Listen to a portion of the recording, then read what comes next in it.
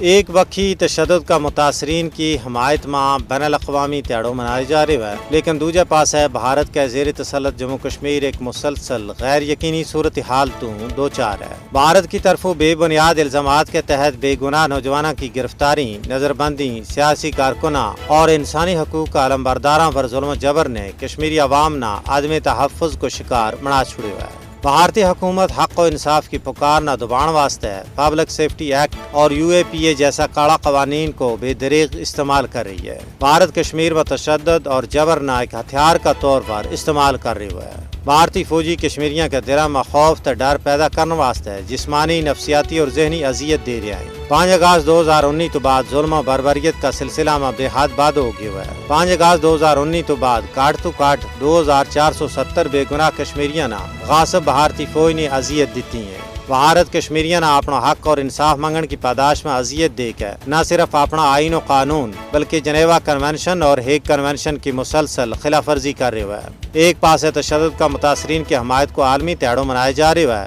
دوسرے پاس ہے اس ویلے بھی ہزاراں کی تعداد میں کشمیری قائدین حریت، انسانی حقوق کا کارکن، صحافی اور عام کشمیری بھارت کا بندی خانہ میں پابندی سلاسل ہیں۔ انہوں نے علاج معالجہ کی سہولیات فراہم نہیں کی جا رہی۔ انہوں نے اپنا رشتہ داراں نال ملاقات پر پابندی ہے۔ انہوں نے اپنی صفائی دین واسطے عدالتوں میں پیش نہیں کیے جا رہے ہو۔ ضرورت اس امر کی ہے کہ اقوام متحدہ کی انسانی حقوق کونسل ان جرائم وار بھارت کے خلاف مؤثر اور عملی کارروائی کرائے۔